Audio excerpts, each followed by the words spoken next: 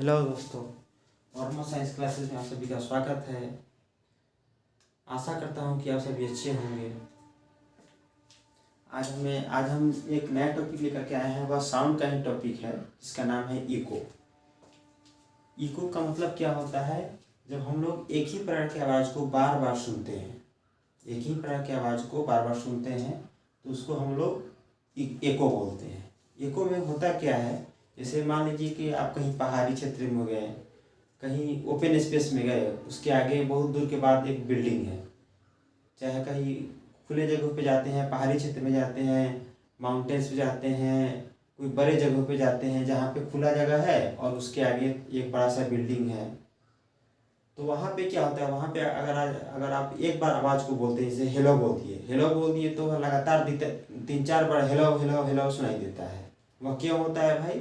वह एको के कारण होता है। उसमें क्या होता है, रिफ्लेक्शन ऑफ साउंड होता है, यानी कि साउंड का रिफ्लेक्शन होता है। साउंड रिफ्लेक्ट करके आपको आवाज़ पुनः सुनाई देता है, इसी को हम लोग एको बोलते हैं। इसका डिफिनेशन भी लिखाया गया है। Where we hear the same sound again and again in a medium is called echo, is called echo, echo। इसी को हम लोग क्या बोलते हैं? एको बोलते हैं। एको का डिफिनेशन ये होगा when we hear the same sound again and again in a medium। मतलब कहने का सेंस ये है कि हम लोग क्या करते हैं, हम लोग एक ही प्रकार की आवाज़ को बार बार सुनते हैं किसी भी मीडियम में, उसी को हम लोग एको बोलते हैं। यही आपका एको का डिफिनेशन हो गया। ठीक है, अब थोड़ा सा इसके बारे में देखते हैं कि कितना दूर पे हम लोग सुन पाएंगे भाई। ऐसा तो नहीं है कि एकदम पास में रहेंगे और हमको साउंड रिफ्लेक्ट होकर सुनाई देगा। इसके लिए एक मिनिमम डिस्टेंस भी होता है। 17 मीटर से कम डिस्टेंस अगर रहेगा तो हम लोग इको वाला जो साउंड है वो नहीं सुन पाएंगे।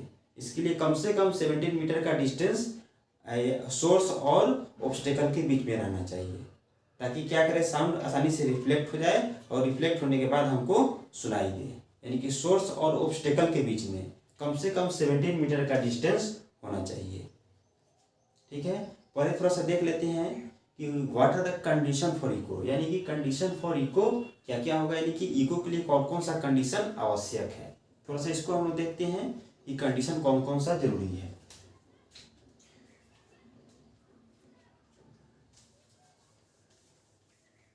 इसके बारे में थोड़ा सा हम लोग और लिख सकते हैं।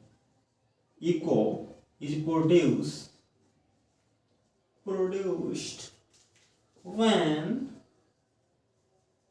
sound reflected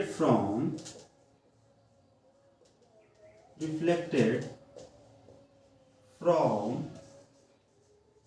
hard surface। यानी कि इको कब प्रोड्यूस होता है? जब साउंड क्या होता है, रिफ्लेक्टेड होता है किससे? हार्ड सरफेस से। लाइक आपका ब्रिक हो गया,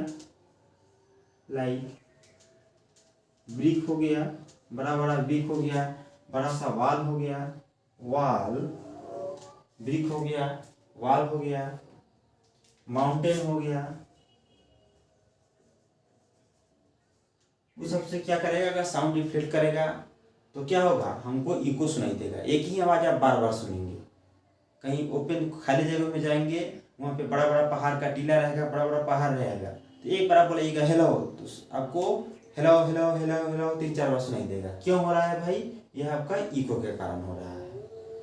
eco is produce when sound reflect from hard surface. Echo produce तब होता है जब क्या होता है, साउंड का रिफ्लेक्शन किससे होता है? हार्ड सरफेस से होता है। जैसे ब्रिक हो गया, वाल हो गया, माउंटेन्स हो गया,